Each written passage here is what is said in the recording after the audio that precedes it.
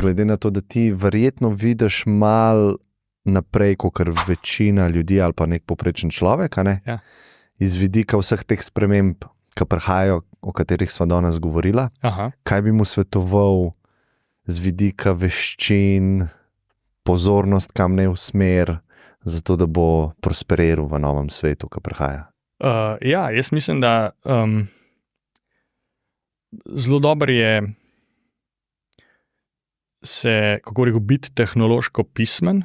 Je zelo pomembna ta tehnološka pismenost, razumeti ta nova orodja, tudi AI, razumeti, kako dela, ga znati uporabljati, razumeti, kaj zna, kaj ne zna, pa to, a ne.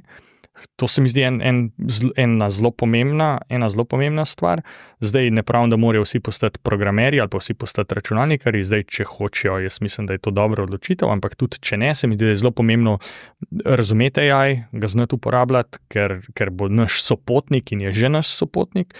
Hkrati se mi pa zdi, da je fajn, kako rekel, vlagati v taka znanja, ki so komplementarna AI-ju, se pravi, to so pa bolj taka človeški stiki, človeške vrednote, komunikacija z ljudmi in tako naprej. In ena taka, kako bi rekel, en tak razvoj, kamorkoli že ljudi vleče, z mislijo, da ta AI orodja, da ti AI sodelavci so tukaj, bodo še vedno bolj med nami in da se bo nekako, da bo ta človeški del, da bomo ljudje postajali bolj človeški, ker bomo imeli te digitalne sodelavce, ki bodo digitalna dela za nas opravljala.